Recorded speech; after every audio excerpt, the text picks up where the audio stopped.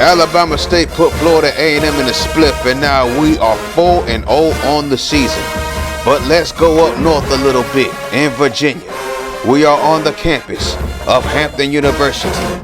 It's time for the Battle of the Bay Classic between the Hampton Pirates and the Norfolk State Spartans. A rivalry game that not many people know a lot about. One of those underrated HBCU rivalries, in my opinion.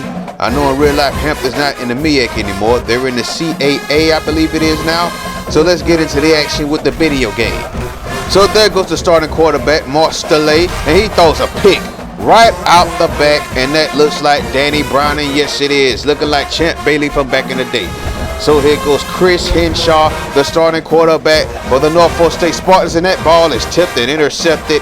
It's intercepted by Hampton.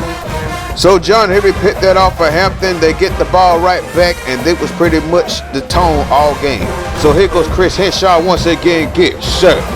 Terrible timing to take a sack right there. Now it's 3rd and long. 3rd and a mile. Chris Henshaw steps back to pass and throws it deep, and that pass is caught by Brandon Harris. An excellent catch right there by Brandon Harris, taking the Spartans all the way down to the 3-yard line in the red zone. Now they're knocking on the door, and Brandon Harris is celebrating a little bit too hard. And then look at this. They call him for unsportsmanlike conduct just for having his hands in the air. That's ridiculous. 2nd and goal now. So there goes Henshaw again without that a pass, and he gets sacked. Another sack on Henshaw, and eventually the Spartans had to settle for a field goal. The kick is up, and the kick is good.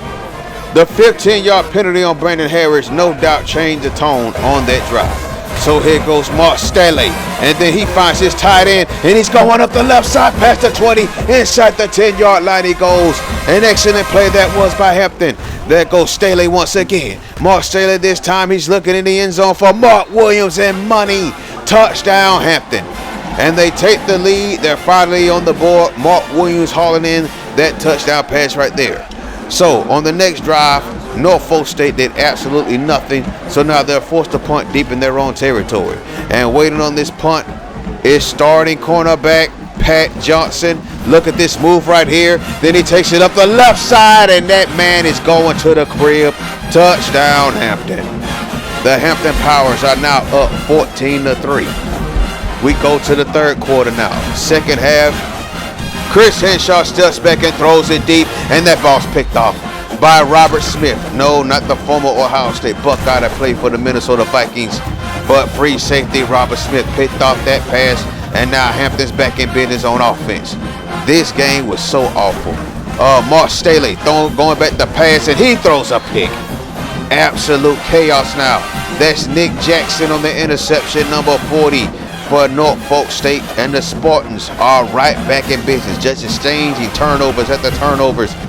We go to Hampton's next drive, and this time Staley throws a pick 6, and it's Xavier Simmons. You get a pick. You get a pick. Head-ass game. And now Hampton's down by 4, and then look at this.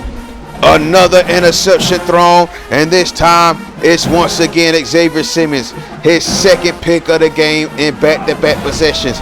So here goes Chris Henshaw, and he throws it right back. Wow. Both teams combined for 7 interceptions in this game. The defense is turned up, but the offense look absolutely awful. So there goes the handoff to Cedric Faetite. Yes, a Samoan Polynesian last name. Touchdown Hampton. They're now up 21-10, and then Chris Henshaw finally connects and finds Gerald Giggs for a touchdown. Norfolk State decides to go for 2. It was late 4th quarter, and now they're trying to get the game within 3 points. And Henshaw finds Brandon Davis in the back of the end zone, and now the score is 21-18.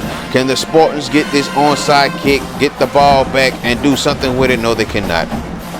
No, they cannot. So eventually Hampton would drive downfield. They would settle for another field goal. 33 yards out. The kick is up, and the kick is good. The Hampton Pirates have done it again.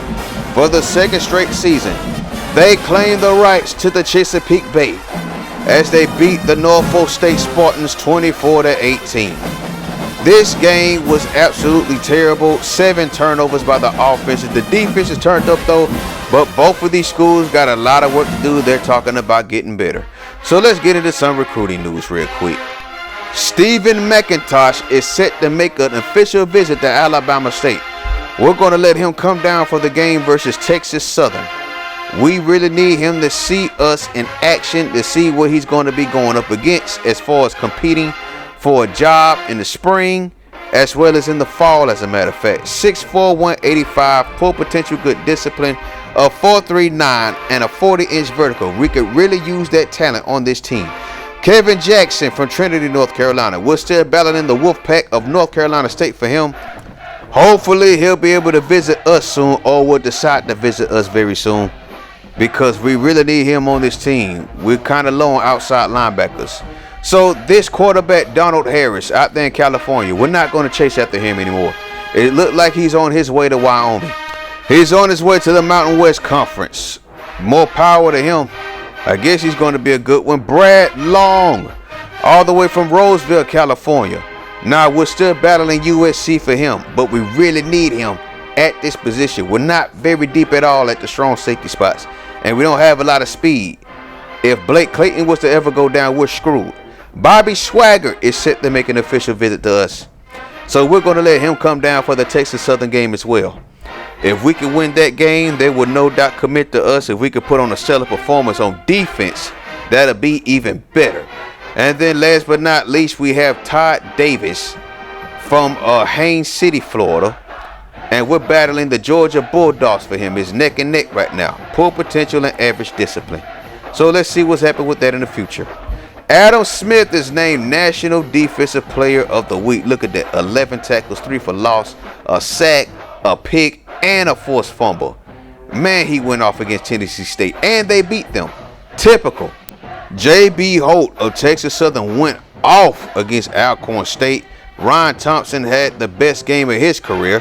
Career high 212 receiving yards on 7 receptions, 2 total touchdowns, 1 receiving touchdown, and 1 punt return for a touchdown. An absolute beast with the number 1 jersey. There goes Blake Wilcox for Delaware State. And Adam Smith, we already saw him, but Blake Wilcox went 30 of 38, 355 yards, and 4 touchdown passes against North Carolina A&T. North Carolina A&T has been so disappointed in this series. So look at this right here. It says Hornets suffer a collapse against MAC foe, well, should be SWAC foe, Florida A&M. Why would it say that? Doesn't make any sense. The wording is very bad right there. We clearly put them in a spliff and smoked on that Rattler Pack. I don't even know what the hell that's about. So let's look at the standings in the MEAC real quick. So look at this. Morgan State is 3-3, 3-0 in conference play, undefeated.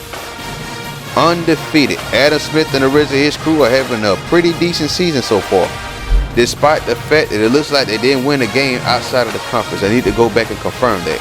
But then you got Tennessee State at 2-1 and 3rd place South Carolina State, I believe that was. But join us next time, people. We're going down to Daytona Beach against a team that has given us hell every time we go down there. We're taking on the Bethune-Cookman Wildcats, and hopefully we can keep that option power play under control this time. Peace.